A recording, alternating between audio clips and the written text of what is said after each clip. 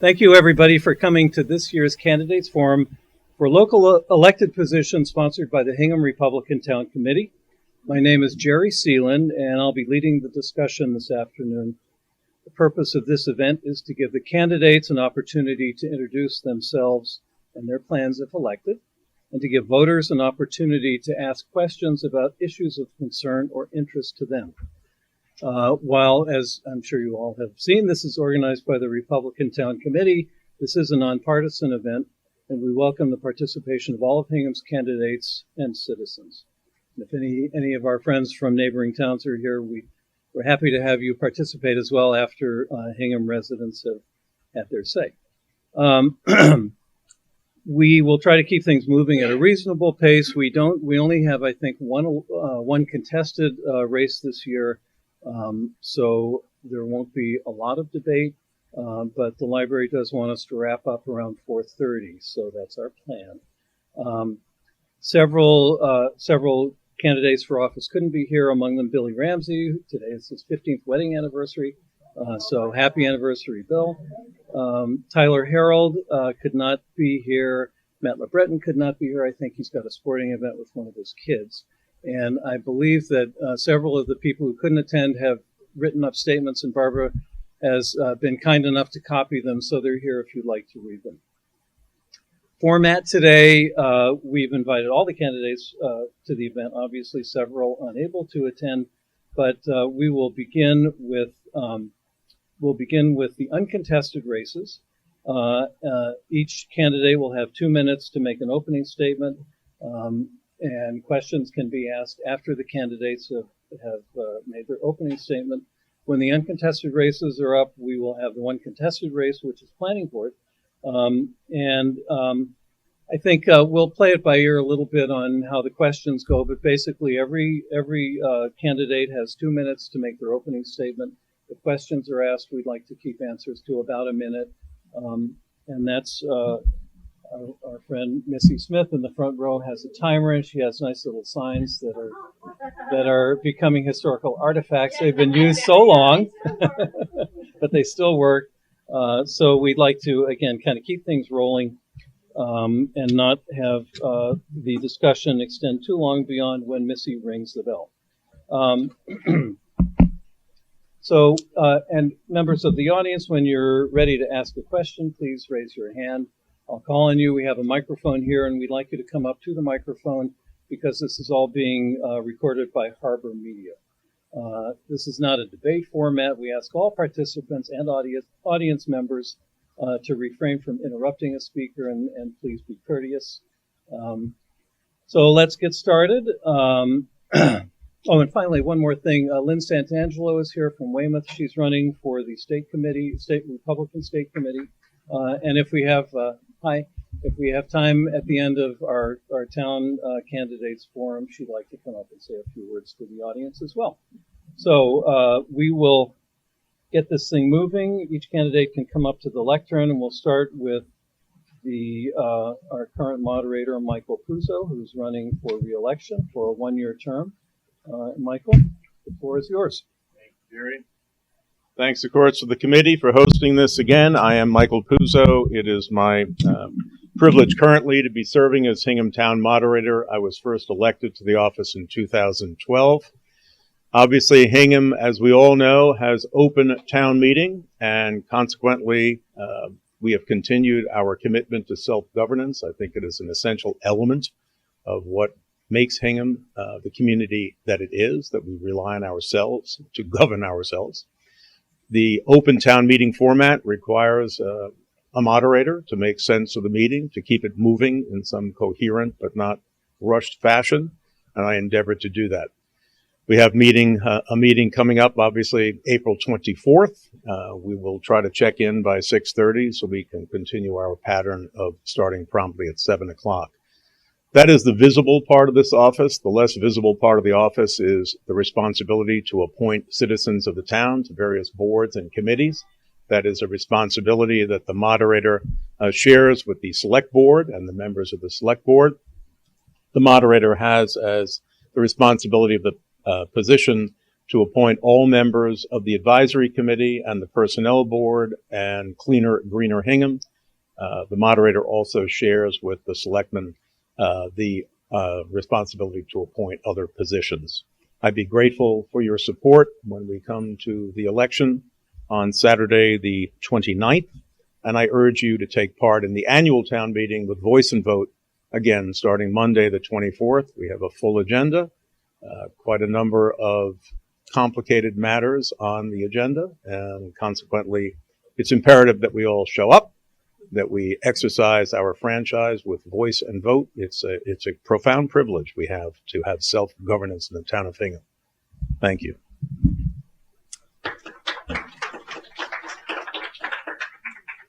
Take questions now? Yes, if anyone has any questions for Michael, I have a couple myself, but anyone in the audience, please weigh in. No? You have 6 minutes. No. I think, let's see, what was my main question for Michael is, what do you envision will be your biggest challenge at this year's town meeting?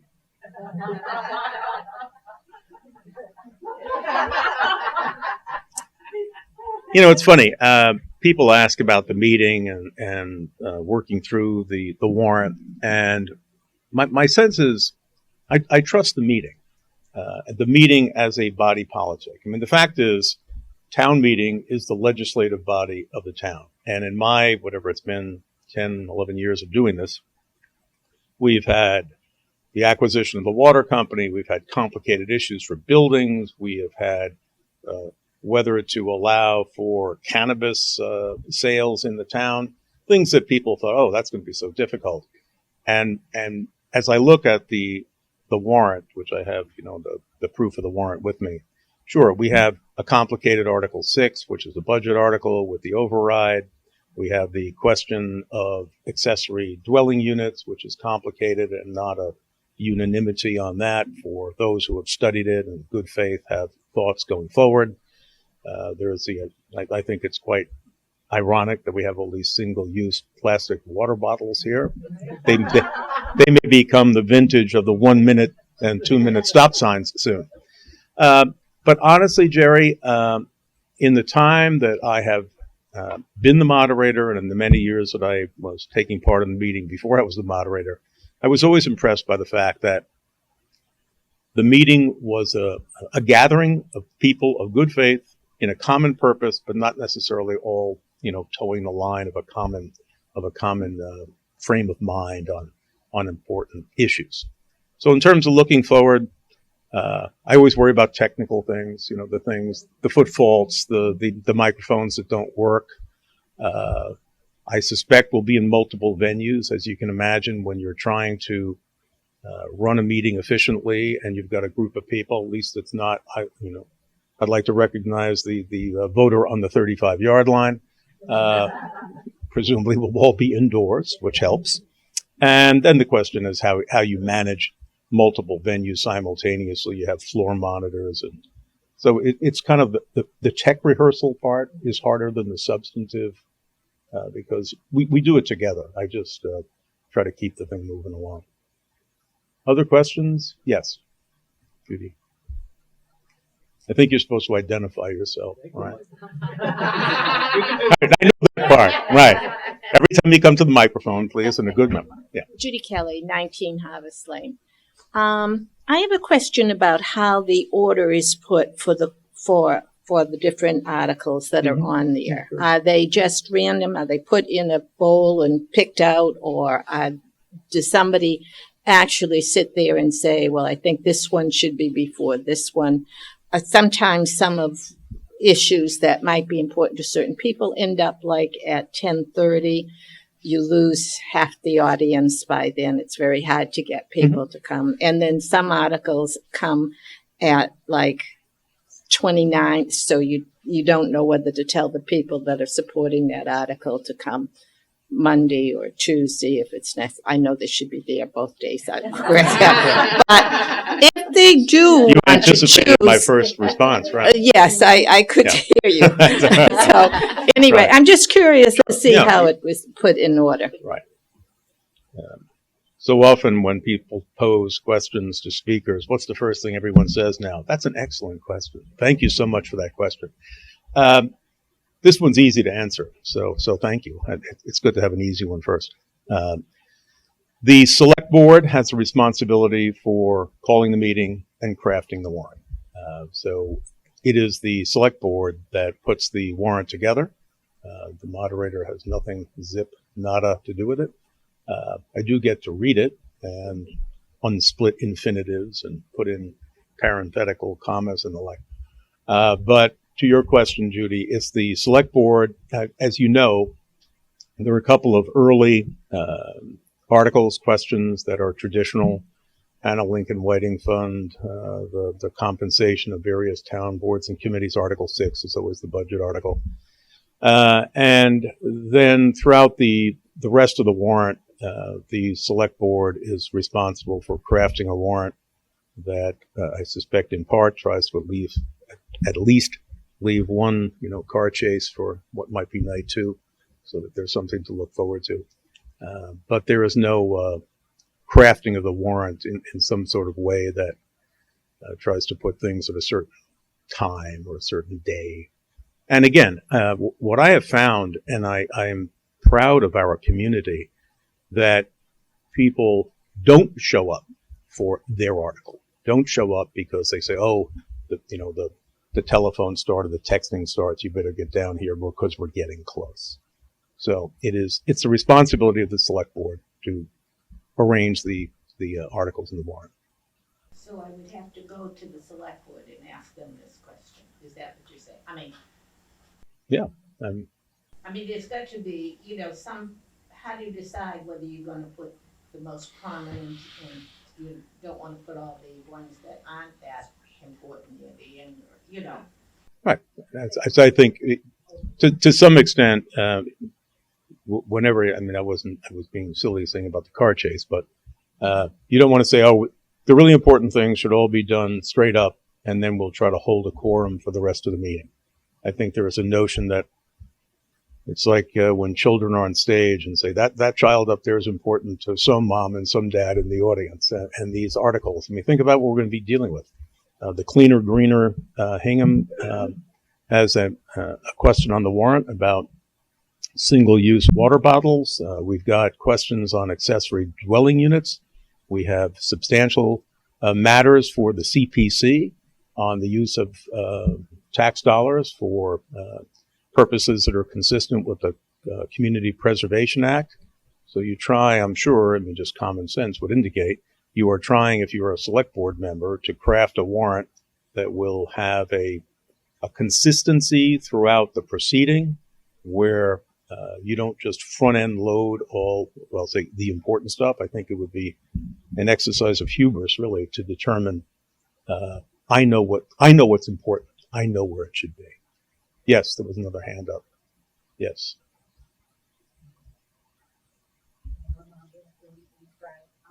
As the appointing authority, how do you find the town's response? Is there enthusiastic response for the positions, or do you have to dig people up? We try not to dig them up. Right. That's right. That's right. That's right. If you see me around the cemeteries of town, you'll know I'm looking hard.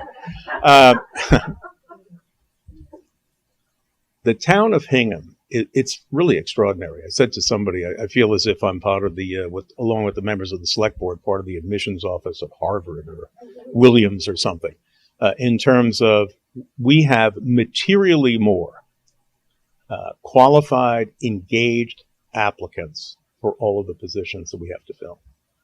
There is, of course, because of the internet, there's something called the gavel line, which basically is a chat kind of listserv deal of moderators.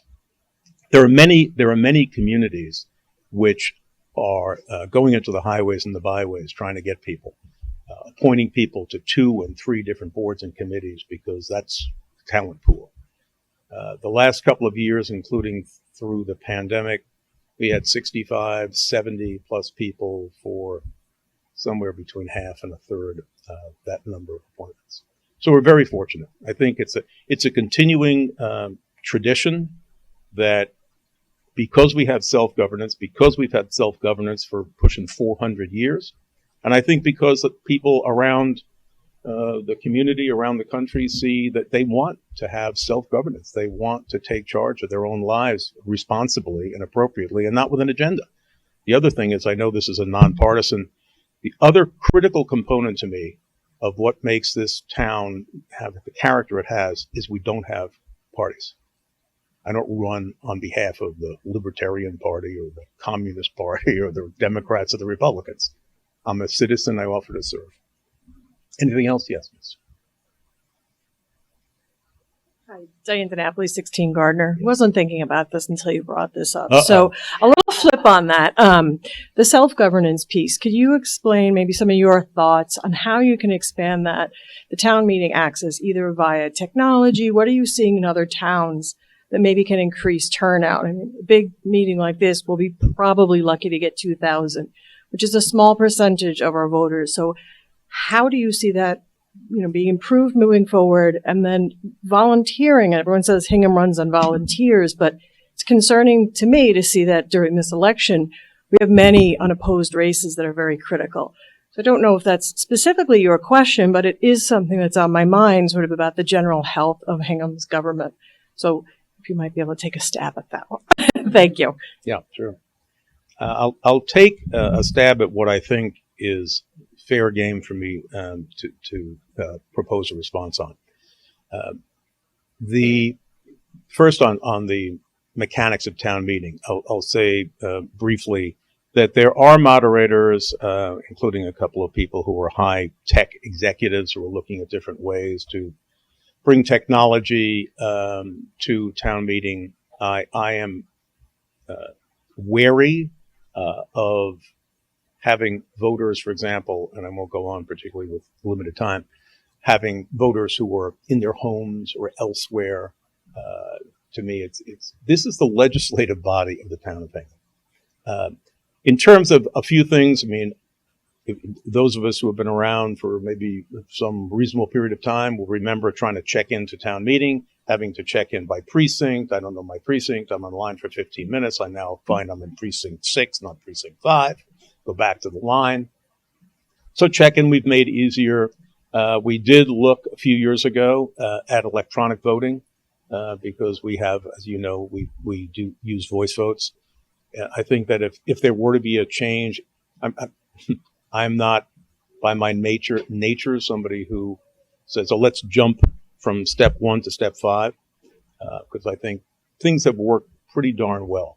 In terms of the turnout, for example, the one thing I always say, this is our legislative body. People say, oh, gee, 2,000 people, maybe, blah, blah, blah, it's 10% of the voting, close. So you think about the United States government. You have roughly 330 million people in the United States, and there are how many members of Congress? Our legislative body, 535 people. 535 people making laws for 330 million. I like our numbers.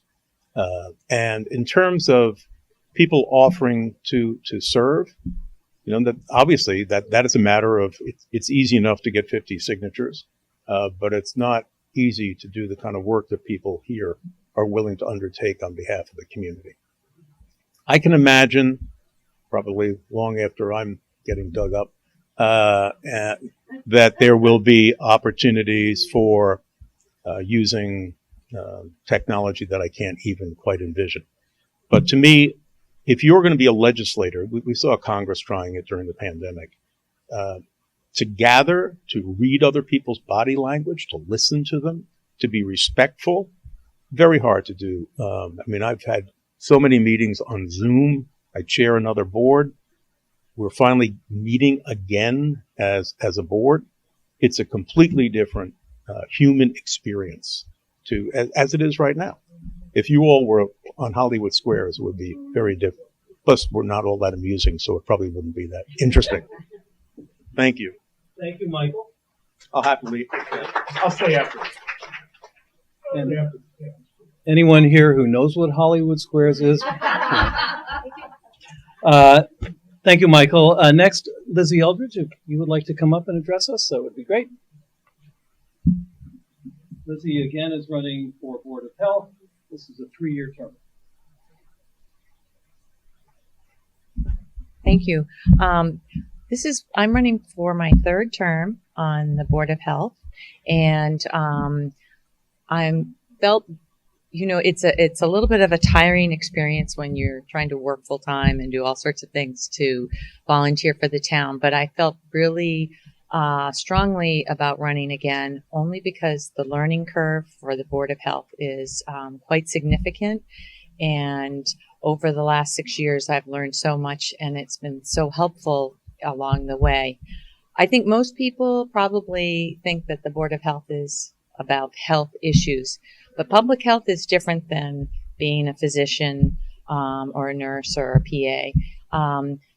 During the COVID-19 time, as a member of the Board of Health, we did not have as much of a role to play as the office of the health board in town hall, particularly Sue Sarney, who is our executive health officer.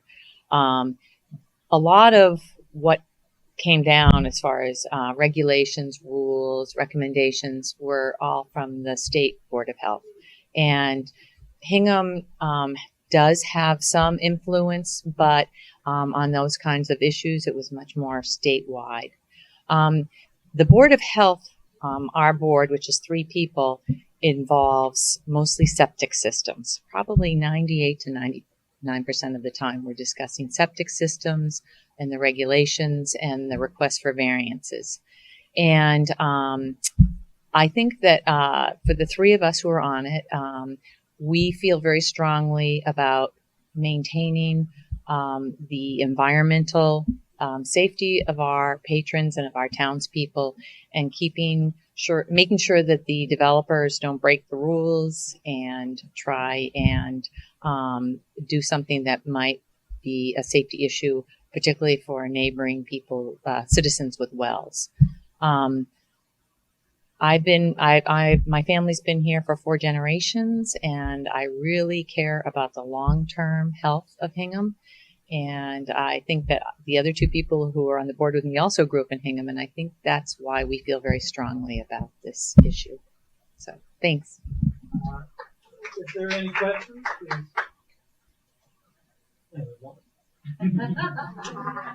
please try. Lizzie, can you please explain Hingham's role as part of the Tobacco Collaborative?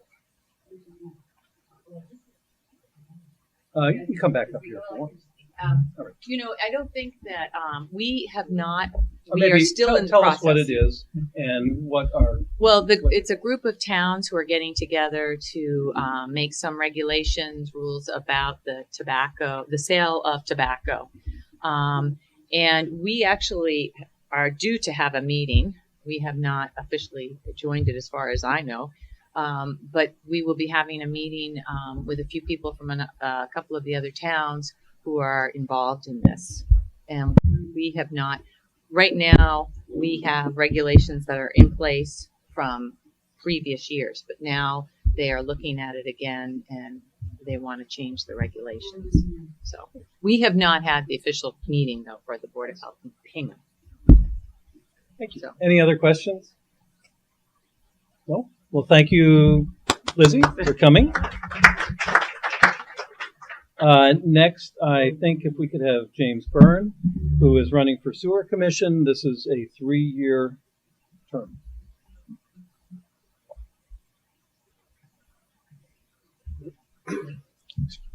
Good afternoon, everybody, and thank you so much for coming out this afternoon, and thank you so much to the Republican Town Committee for putting this together and for your activism in our town. My name is James Byrne. I'm running for Hingham Sewer Commission. This is my first time as a candidate in Hingham. While I'm not from the town of Hingham, my wife and I moved here several years ago, and since then we were married this past October at St. Paul. And we've watched all of our nieces and nephews get baptized at St. Paul and Resurrection Parish. And my wife and I have been active volunteers for the Hingham Nursery School to help them raise funds, which is where nieces and nephews go to school. I also serve on the Hingham Energy Action Committee. During the day, I serve as an assistant district attorney for the Suffolk County DA's office. I'm assigned to the South Boston Division of the Boston Municipal Court System. Additionally, prior to that, I served as legal counsel for the Committee on Public Safety and Homeland Security for the State House of Representatives. Currently, I'm also pursuing a master's in public policy, and I went to law school at night at Suffolk Law while I was working for the DA. I'm running for Sewer Commission for two reasons. The first is to further my volunteer work in the town of Hingham, and the second is because I would like to work with Dr. Schultz and Mr. Fraser, who are staying on the Sewer Commission or who are currently on the Sewer Commission, to try to make investments in our sewer infrastructure to make it more resilient and hopefully pass on savings to the ratepayers who are on our two sewer systems. Regarding furthering my volunteering in Hingham, I grew up just outside of DC in a family that really emphasized community and service. And when my wife Kelly and I moved to Hingham, we were both really thrilled to see just how involved everybody is in supporting this town. And I'm very excited for the opportunity to continue that. Again, I thank you very much for the opportunity to speak here today, and looking forward to any questions that anyone has. Thanks.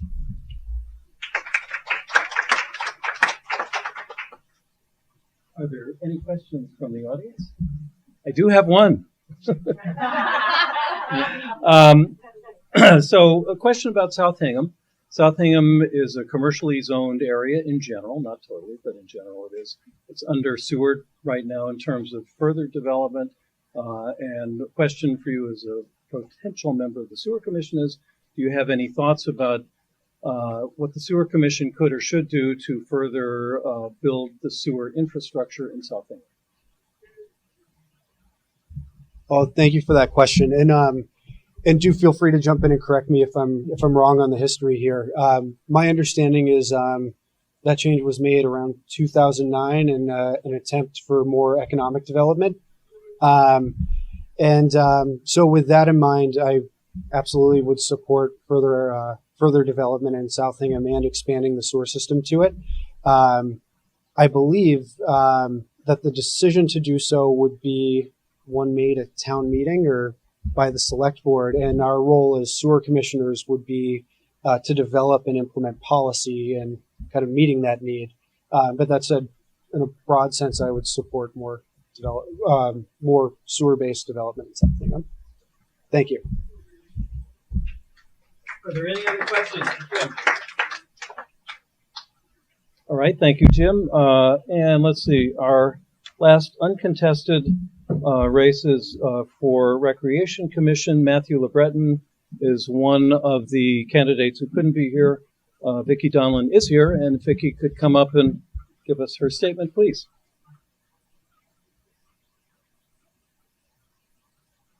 Thank you very much, Jerry. Just to clarify, so Matt LeBreton is running for the 3-year term, and I'm running for a 5-year term. And this will be my 3rd term with the Rec Commission. I've lived in Hingham 50 years, and we brought up our son David here. I've been involved in Hingham as a Cub Scout leader, soccer coach, the advisory committee, the noise bylaw committee, and been on CPC now for 10 years. So my love for recreation and business brought me to the Recreation Commission 10 years ago. Something a lot of people don't know about the Recreation Commission is that we are a self-funded department, and other than the executive director, all other funds are all created out of the funds that are raised, and it's about $1 million. So this is what the Recreation Commission is working to do every year. Some of the accomplishments over the last 10 years, the one I'm most proud of, and I think most people are aware of, is a couple of years ago, we pushed forward an athletic field and court study, which was done in cooperation with the Select Board and the school committee.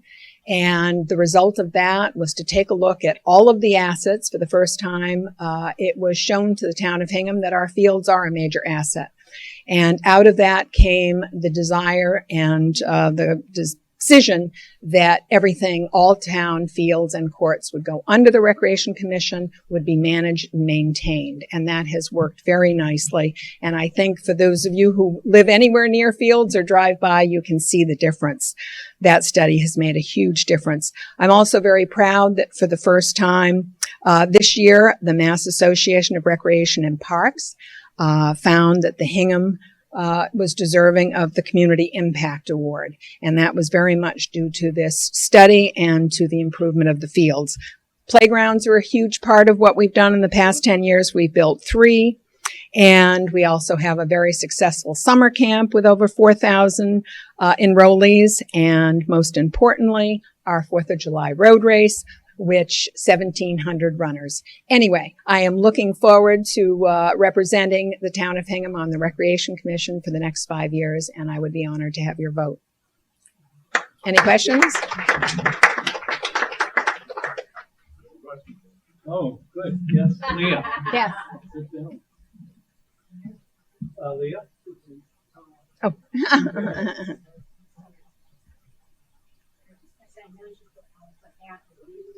Oh. No, this is a question I should know. Matt's running for another opening, Yes. and you're running to be reelected. Yes. Okay. The term is a 5-year term, Right. and 2 years ago, someone resigned, and so Matt took over that position. Last year was appointed, so therefore there was a 3-year term left of that. So Matt and I Thank you. discussed it, and I said, I'm up for 5. What are you up for? He said 3, so it worked out very nicely. That's just a start. That's right. Any other questions? Jerry? I do have. All right. Hingham Rec does an awful lot, and I'm just wondering if you see any major programs coming up in the future that would be a new direction for the rec that people are talking about or that you'd like to explore. Does that mean you're a pickleball player?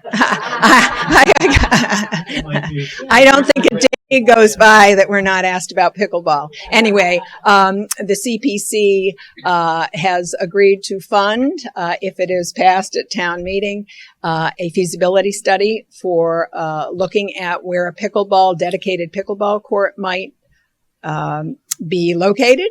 So there is no guarantee that it will be built, but the goal is to take a look at the entire town. The Rec Commission does not want to say this is where it goes without having a feasibility study done. So the CPC has voted in favor of that, and if town meeting votes in favor of that, that would be something that we are working toward. Other than that, Olive Cronin Field has been renovated, and it continues to be the street hockey court will be renovated in the next year, and the basketball court has also been voted by CPC. So for those of you who don't look behind Town Hall very often, you're going to see some major changes. Any other questions? Thank you very much. Appreciate it. Thank you. Thank you, Vicki. That does it for our uncontested races today. So now we'll get into the planning board race, and we have 2 candidates for planning board, Tom Patch and Tracy Schreiber. And we'll go in alphabetical order. Tom, if you could step up to the lectern first, we'd appreciate it.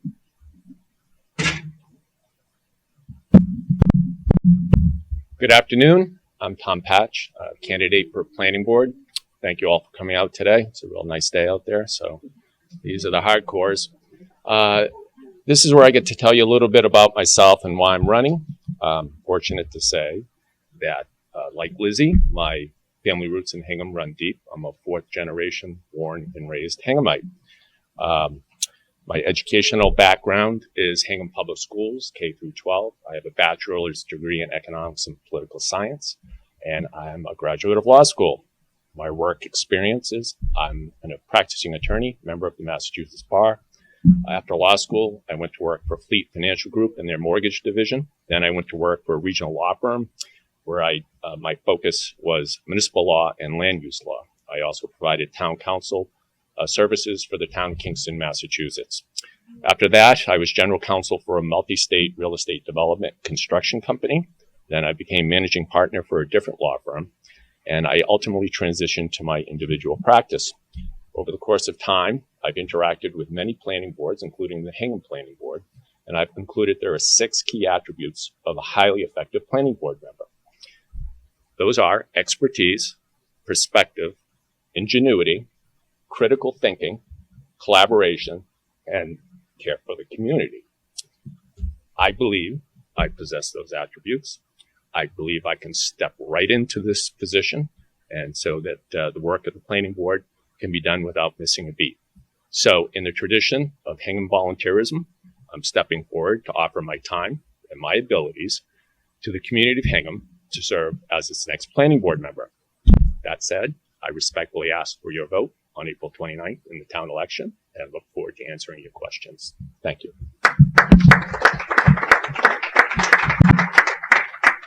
Thank you, Tom. And I think Tracy will give his 2 minutes, and then we can open it up for questions. Good afternoon. I'm Tracy Shriver, running for planning board.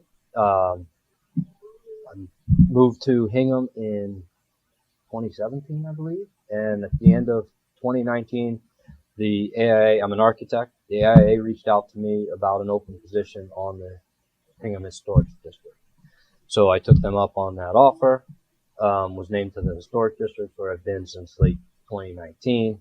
A couple months later, after a few in-person meetings, we immediately went into lockdown, and we've been on Zoom ever since. But in about 2 years ago, I was named chair of the Historic Commission. So as part of that, I was also a member of the ADU study committee as the Historic District's representative to that study committee. And that's what got me more interested in the planning board. So I reached out to Emily and said, I'm interested in getting more involved. And she said, Judy happens to not be running for re-election. I wasn't thinking that's where I was exactly going right away. I was thinking maybe another study committee or something like that. But I had a great conversation with Judy last fall and thought about it over the holidays. I do have a young family. We moved here in 2017 when we found out we were having our first son, who's now a kindergartner in East Elementary School. So we moved to Hingham for this to be our forever home, forever place. Have a great house. We moved here because of the community, because of the character, because of the people, the transportation in and out. I was more of a North Shore guy in the beginning, and then I realized I would never get out of Marblehead or Swampscott and get to work on time. The ferry here is fantastic. 3A, you got a lot of opportunities here. So we love it here. I want to give more time back to a place I intend to stay until I'm allowed to retire in Maui. But my wife says that's too far. So My wife says the same thing. so anyway, that's just a little bit about me. I'm sure we're going to get into some questions here, but I would love your vote in 4 weeks. Thank you.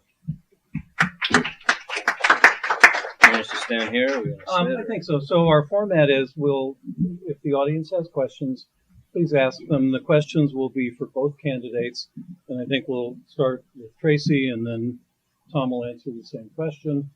Further questions, Tom starts, Tracy, and back and forth. So, any questions for planning board candidates? Yes. Hi, Diane DiNapoli again, 16 Gardner Street. I have a lot of questions, but I'll try to stick to one that's going to surprise you. So I'd like to hear what you feel the planning board's role should be in the MBTA compliance process that we'll be going through in the next year. Mm-hmm. There's been discussion of some increased doubling development down in Hingham Woods and other areas, but how do you feel we should, or do you feel we should comply, and what do you envision the planning board's role in that? So that would be a question for Bill. Thank you. Sure. So I think we've been designated as an MBTA community. We're a commuter rail community, which means, this is low, I'll hold it up here, which means I think the areas that get designated for this increased zoning need to be 15 units per acre or something like that. In what I've read so far, it looks like that would equivalent to just under 1,500 units. So you have to create these zones if you want to get the funding that I guess the state is dangling over everybody. You have to create the zoning to allow that by right, but there's no trigger in there to force anyone to build those units. So personally, I believe it's probably a good thing. I think we're close to it already in the shipyard, which is one of the three areas that have been designated as kind of the areas for that. But it doesn't necessarily mean that more housing would even have to be built there. I think we're close to meeting the regulations or the requirements.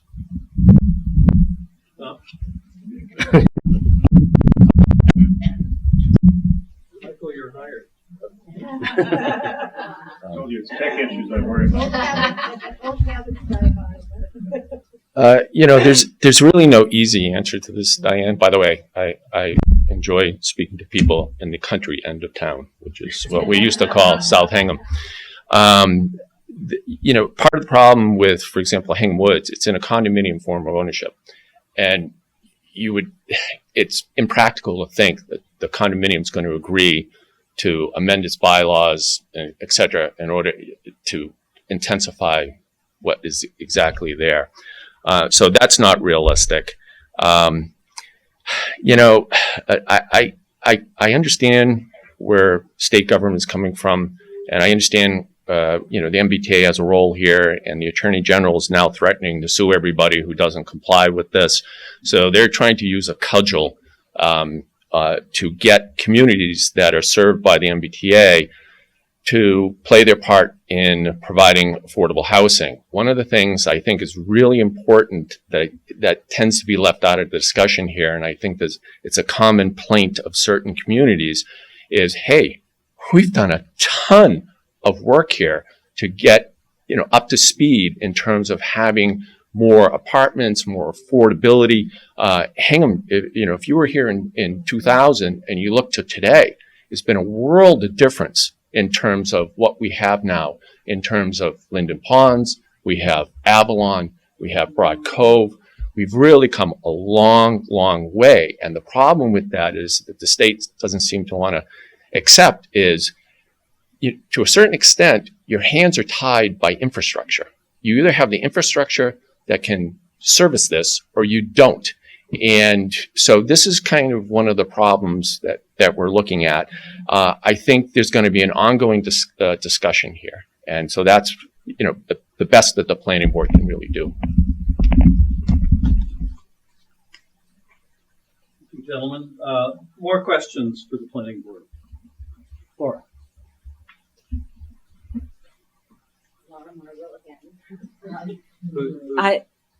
You get it first. I'm first. You go first. I thought I was first last time. Okay.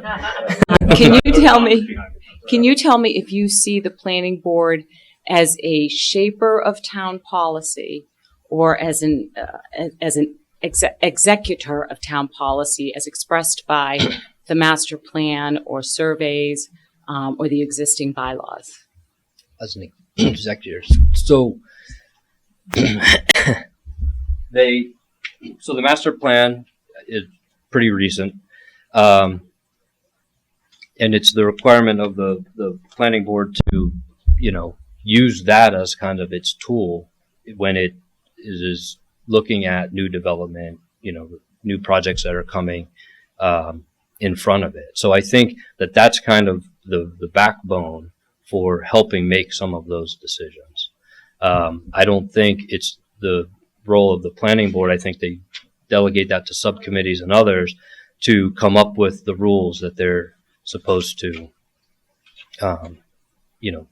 enact those projects into.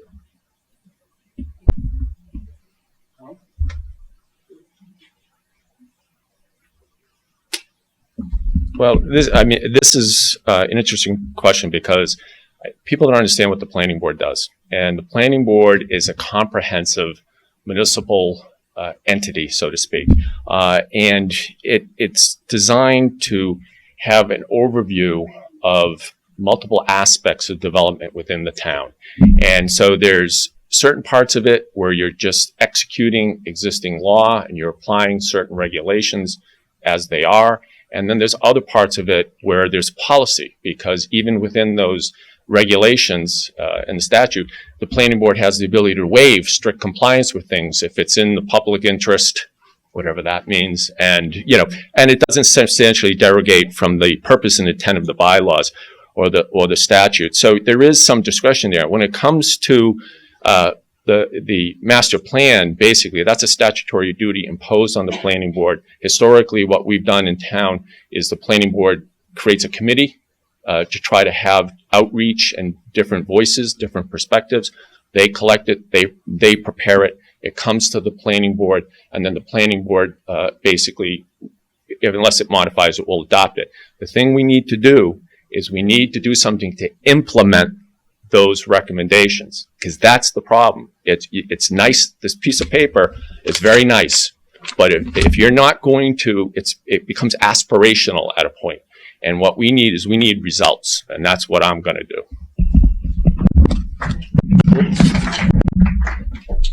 Any more questions from the audience? I have a couple.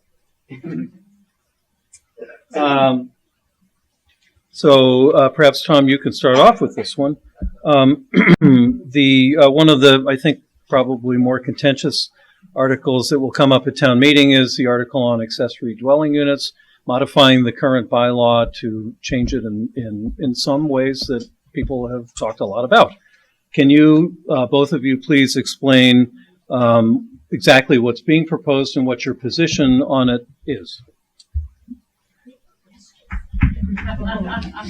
Well, what's being proposed is essentially back in 2018, after multiple years of discussion, the town moved forward to adopt an accessory dwelling unit within an existing structure, single family. This isn't new. We actually have a provision in our bylaw that allows us now by special permit. It existed with the original bylaw from 1941.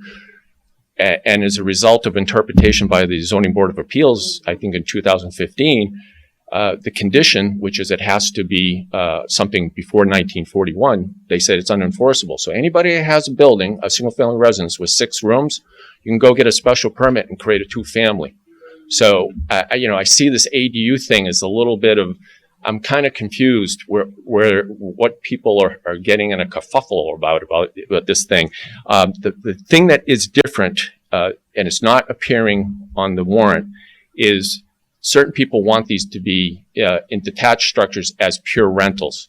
It's going to be detached for familiar use, and that is something new. But the one thing that we're saying we don't want is we don't want just pure rentals. We want it to be conditioned as an outbuilding. We want it to be still familiar use, and that's what the big debate is.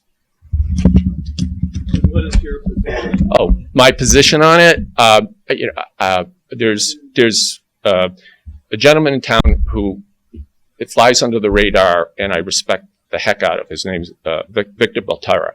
And he served on multiple committees. He's an attorney, and I like the way he phrases things. And basically, the bottom line is we are taking a methodical, measured approach to this issue, a little at a time. Because once you change zoning, it's very hard to change it back. So we want to see what the experience is first before we commit to having rentals without familiar condition in outbuildings.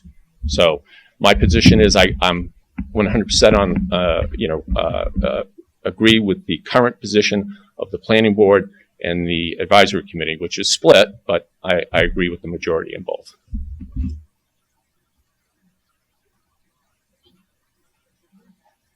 As I mentioned before, I was on the ADU committee with Diana.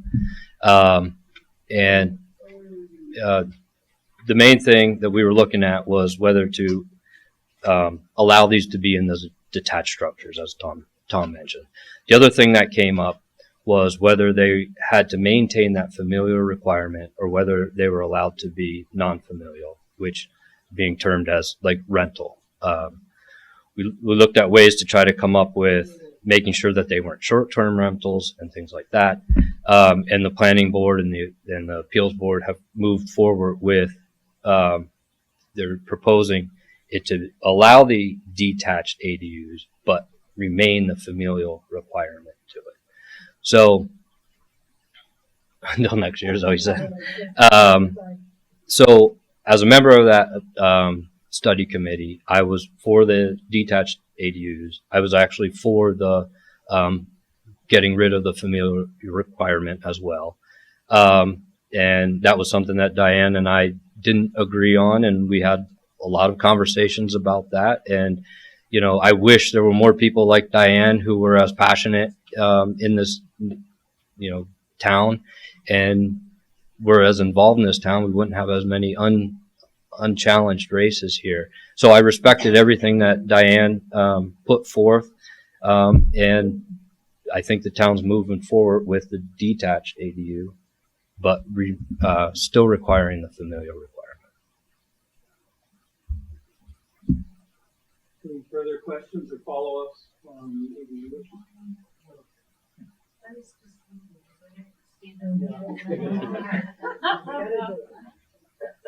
Just a question to you. Isn't what endears us to Hingham is its single family dwelling? Isn't what is endearing to all of us is a single family zoning? And that's why people move here. And I don't understand. In 1941, was it? Yeah. Then it was changed for that reason. So I don't understand why we would change it. I understand when Diane came to speak to us why we're opposed to it, but I don't understand why we would be pro this. Maybe you could explain. I like single family dwelling. No, it's part of why my family moved here as well. We're in a single family house. I think the majority of people are or live in single family homes. I think again, it's looking forward, and that as of right from 1941 or whatever the year is, I believe that there's a minimum lot size required. So even though that there's a lot of homes that technically meet the allowance, they can't do it because of their lot size. So that may be why it's not happening as much. For me, it's looking for some diversity in the town as well. You know, we have a great kindergarten teacher, but she drives 45 minutes to get to school here to teach our kid. So I'm not saying that she would have been a perfect candidate to live in one of these ADUs or something like that. But if there's a few of these different types of options, I think it actually helps bring some needed diversity into the town. Yeah. Yes. Tom, would you like to?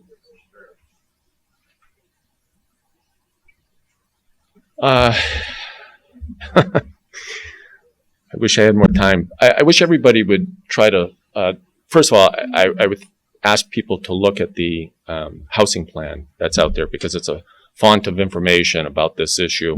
But the bottom line is, from the beginning of 1941, when zoning came in, 2 families were allowed as of right. You just couldn't have them up and down. And then basically what happened was in the mid-50s, the town changed zoning and decided we don't want 2 families as of right anymore, and essentially adopted the single-family home paradigm. That's why you have, for example, 2 families over on Faulkner Road, on Hemlock Road. Those are the vestiges of prior years of zoning. And then what happened was there's, like I said, there seems to be a perspective that we don't have a lot of housing choices in this town. We do. We actually do. And we've done quite a bit in the last 20 years to do that. But even before that, we had Hingham Woods. We had Beals Cove, which a lot of people don't realize was originally a 40B. But unfortunately, because of the restrictions on it, they were able to pay off the mortgage and then convert it into condos. So that, so that went out the window. I mean, mistakes were made. We have the Meadows. We have a lot of different choices in the town. Yes, we are primarily a single-family residence town. The problem is what they're doing now is they're increasing the density by putting more than one dwelling unit on a lot, and that's what people are bothered about.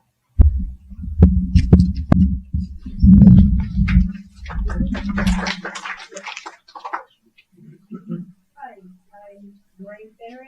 I'm at 162 Lincoln Street. And as you know, on Lincoln Street, it's congested. Trucks go right by my house all the time. It used to be a very nice street. We've gone to, about the traffic, the answer that the superintendent at the time of the traffic and everything said, hey, think of yourself as living in Braintree. Okay.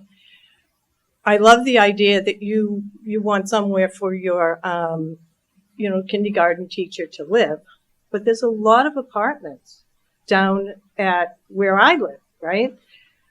There's some over by Summer Street. There's apartments there. There's that monstrosity. I don't know. Have you seen that? Where? Yeah, down by the cove. Okay, what's that? 300 and what? Right there. Is there anywhere else in Hingham that they're building these monstrosities except in my neighborhood?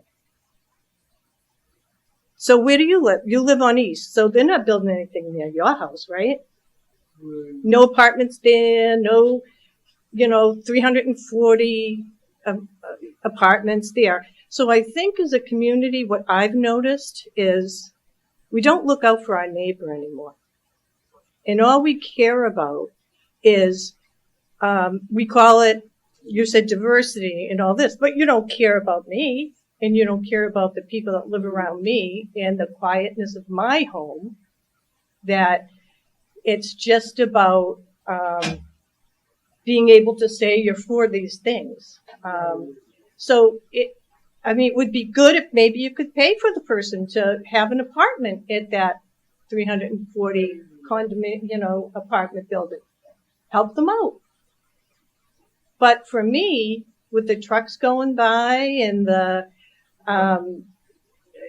amount of people that are coming from the train station now through Lincoln Street, all the way up through Weymouth and all of that area, people coming from the boat right by. So I guess for me, you just have to put up with it, right? And now I just heard about this MBTA thing. So you're talking about adding more housing in that area? Because what is the MBTA? That's what I wasn't sure of. What is the MBTA giving us as a town that makes us feel that we need that money to build more housing for more people, that we're just going to have a 2.5 override because we can't afford already what we have?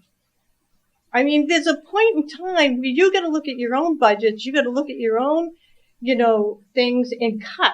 And you've got to not cut teachers, the people who were there because of the raising of the children, administrators maybe. But I mean, a lot of us are getting really tired of this whole thing of building. Now you want to put maybe somebody next to me has, okay. I want to know, are these dwellings going to be in every area of Hingham? In all the rural areas that you talk about? So, do you want to go or? Sure. I'll go first. Okay. So, to get more specific about what your concern is, these have to be located within a half a mile of essentially an MBA transit point. You're talking about the MBTA stuff, not the ADUs. Right. Yeah. We're not, well, she kind of, a little bit of both, Yeah. right? A little bit of both, okay? And so the MBTA, right, well, and again, I mean, to just try to answer your ADU issue, what people don't realize is this movement we've made to having dwelling units or more than one dwelling unit in an external building on a lot is something totally foreign and new to us as a zoning paradigm. So again, we need to have a measured, careful approach, because with zoning, once you enact it, it's very hard to repeal it. So we want to make sure this is going to work. So we're taking baby steps. So, and then in terms of the MBTA issue, I feel your pain. I live downtown. I ride a bike. I'm that guy you see riding a bike all over the place. Okay. And, so I see it. And so this is, it's more than, the solution is more than what anybody can really do. The point is right now is what they're looking to do is they're looking to intensify, the state wants to intensify housing around transit points. And so if you live within a half mile of a transit point, your MBTA transit point, you're potentially fair game. All we can do is try to mitigate it if it goes down.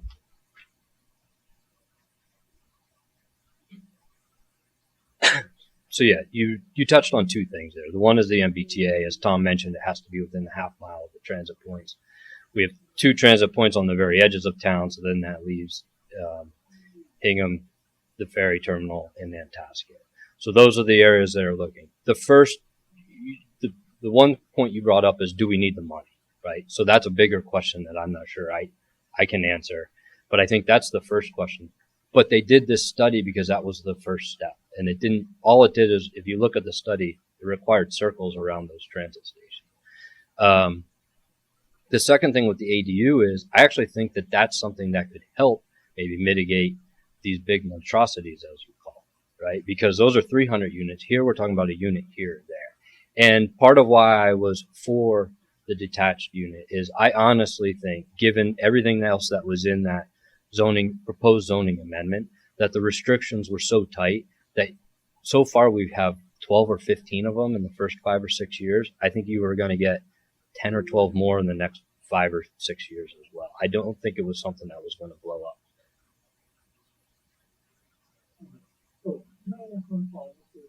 I remain a little confused about the MBTA. I'm going to take this. I remain a little confused about the MBTA. Thank you, Michael, keeping us all honest about the MBTA communities issue. Is the requirement that zoning districts be created at every transit point, or only to the extent that you reach a certain potential number of multifamily dwelling units? My understanding is, and Tom, correct me if I misspeak, but that it's trying to hit a certain number of units. So it doesn't have to be all 3. So if you look at that study, the 2 that are on the far ends, that are part in Cohasset and part in Weymouth, those are kind of probably off the table just because it wasn't going to, you weren't going to get enough impact there. But it was really just an exercise at first to meet that first step. So they're just trying to say that they're trying to get the towns to say that there's enough as of right zoning to meet a certain percentage. And depending on what your town is designated as, and we're a commuter rail designation, it's 15 units an acre or something like that within that radius.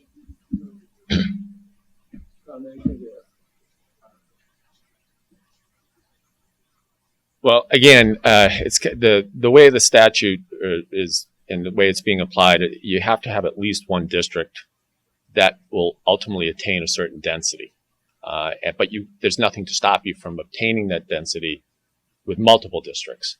And with all due respect to the people in West Hingham, West Hingham is not Weymouth. Okay, that's right down there. And one of the problems is, and the issue of, there's another issue that we're losing sight of is, and one of the things the planning board's supposed to do is it's supposed to consider impacts to other people who are on the way to the project that the planning board is overseeing. And so this is, I think, the big concern is a street like Lincoln Street is a connector street. And so basically what we have to do as a member of planning board, we have to reach out and be respectful of the viewpoints of those people who are going to be really impacted, like the people in South Hingham, for development, and be very, very respectful to those people in doing the cost benefit analysis, in anything that the planning board does. And that's one of the things that I'm going to try to do.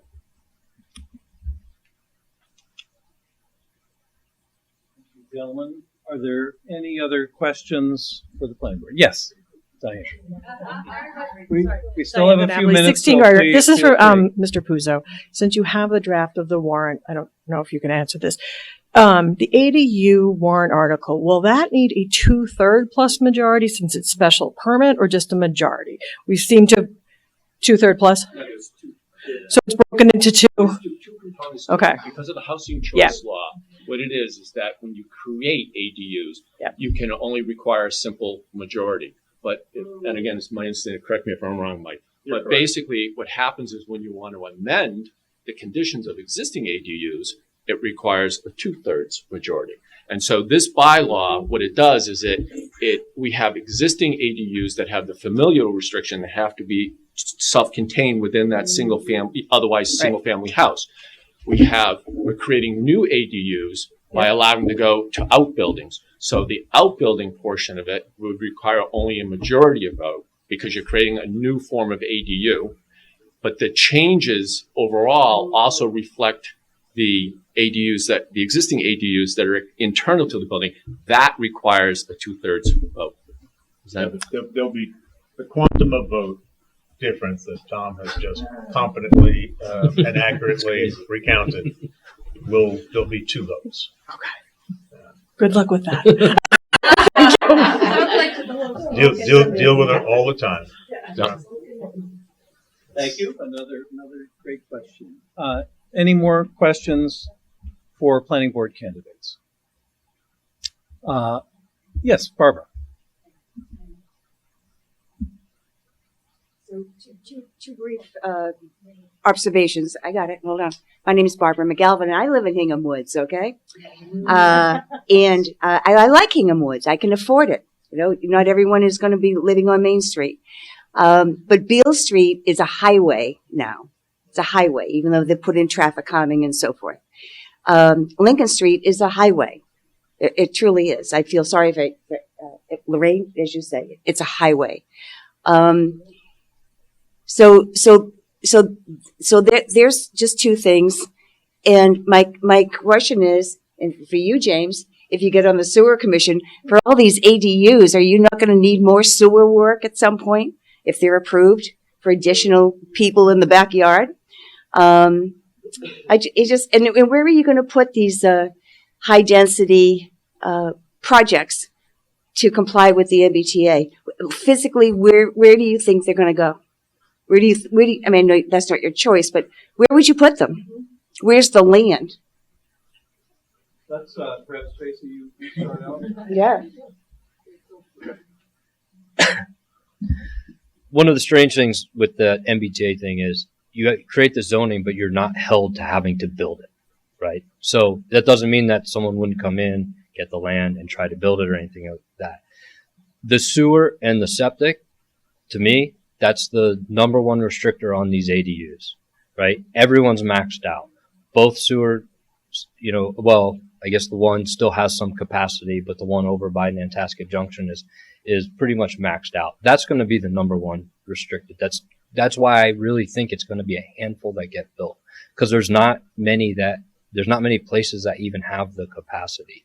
So for me, the idea of trying to sprinkle some of these things in, an ADU here or something here, is much better than trying to build these bigger projects. But I think it helps with keeping that small character of Hingham, not these big projects, these smaller projects. And I do agree that traffic's a problem, and I think that that's one of the issues. We all changed our attitudes to the car in COVID. We got in our car to do everything. And people still at Target getting their stuff delivered to them and things like that. So, traffic is a big issue.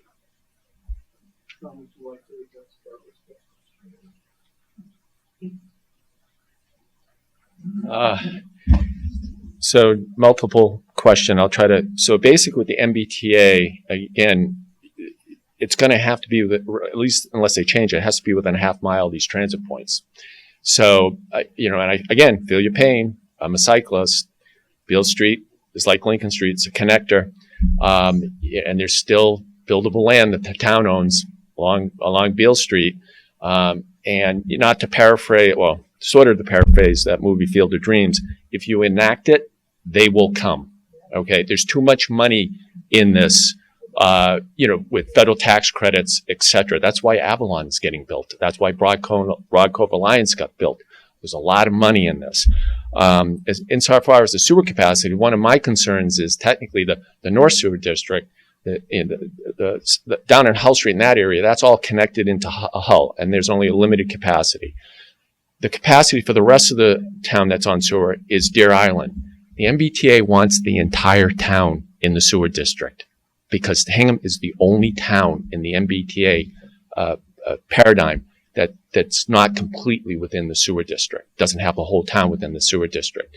So the problem with these ADUs is because we do have problems with Board of Health issues with limitations on septic systems, you're going to tend to see these ADUs be built in the already most dense part of the town, which is the town that has sewer. So, these are the unintended effects that we, really have to think through. And I, again, feel your pain. And as a member of planning board, all I can tell you is I'm going to listen to what you have to say, and I'm going to make sure that your views are respected. Because if you are taking a disproportionate hit on any of this stuff, I think that you should have a greater weight in the overall cost-benefit analysis of what action needs to be taken.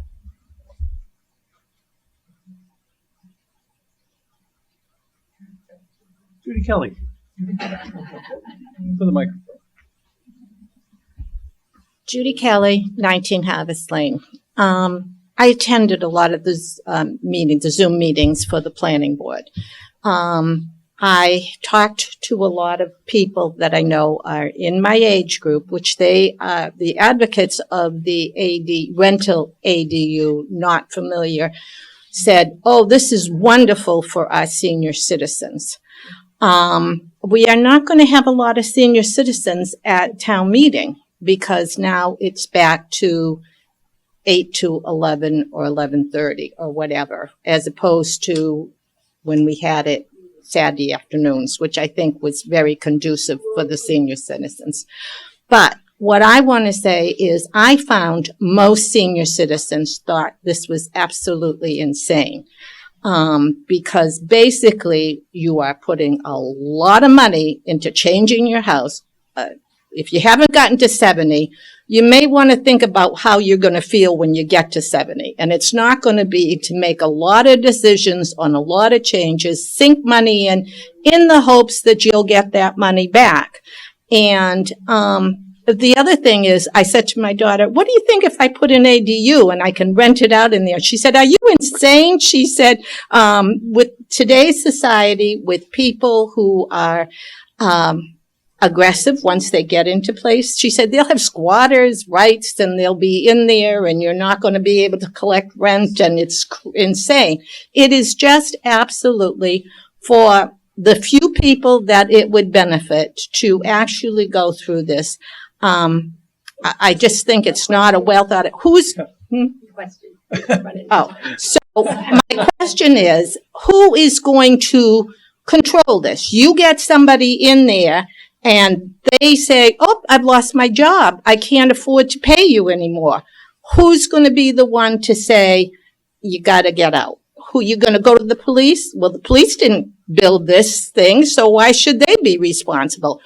Who would be responsible for the conditions that would arise? And this is what I think where Tom was talking about going very, very slowly, is to throw this thing in without knowing who is going to be responsible for it, is absolutely insane. So I would appreciate your comments regarding the dangers that are going to arise as a result of rental ADUs.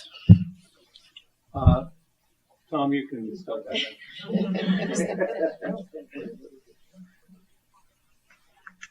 Well, one of the things, and I'm getting closer to it myself, is that, we want to be careful about elder abuse, okay? And as an attorney, I've done landlord-tenant law. And in Massachusetts, the bottom line is landlord-tenant law is skewed very much in favor of the tenant. And the problem is you have people out there, we call them professional tenants, and they actually know the law better than most attorneys and the judges, and so these people, it reminds you of that old movie Pacific Heights with Michael Keaton, who was the tenant from Hades, okay? And this is the problem, that, it sounds great, extra income, but I don't think people understand exactly what this entails. And so conceptually, it sounds great. My understanding is I've done a lot of research on these ADUs, particularly the outbuilding ADUs, and the bottom line is typically these are for investors, and your typical mom and pop aren't interested in doing one of these. And as I said, in Hingham, you have a house with single family house with more than 6 rooms. You can go get a special permit right now. Doesn't even have to be an ADU, which is really a 2-family. There is no familial condition. There's no appetite for it. There's over 30, there's thousands of houses, but there's only about 200. I think there's a handful. I think there's about 25, 30 over the years that have actually got a special permit to do this. Why is that? Because people like the single family home paradigm.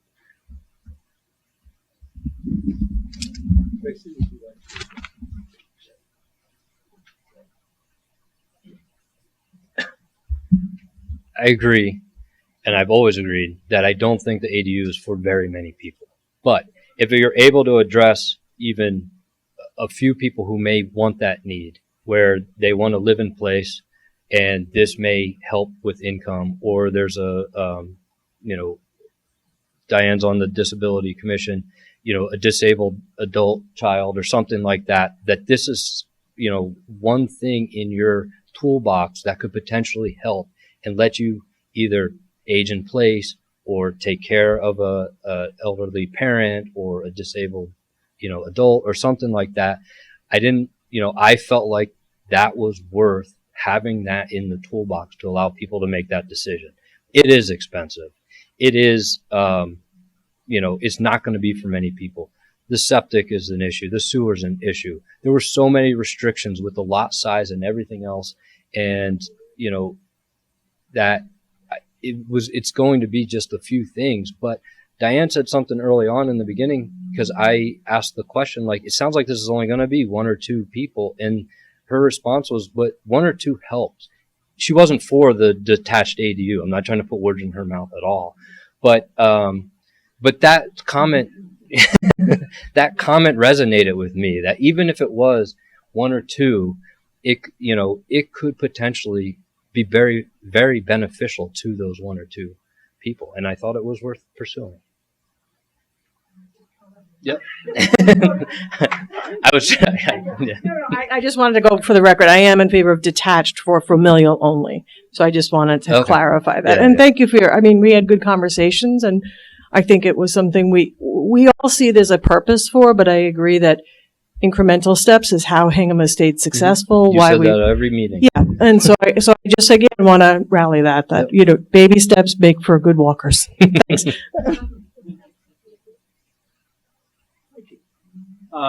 We are actually getting kind of close to wrap-up time. If there's any other questions that people have for the planning board, or frankly any other candidate, the last couple of minutes, I assume candidates are willing to hang out a little bit and chit-chat afterwards. So I think I'd like to thank the members of, or the candidates for planning board, and everyone could please give them a good round of applause. And in fact, I'd like to thank all of the candidates for coming today, and I'd like to also thank members of the town committee who've helped to put this together. I'd like to thank the library for hosting us, and also thank Harbor Media for recording this. As Michael said, town meeting is the 24th. The election is, I believe, the following Saturday. Correct. And we hope that everyone comes out to vote. And Lynn, if you'd like to kind of hang around and chat with people and introduce yourself, please feel free. And otherwise, let's give everybody a round of applause.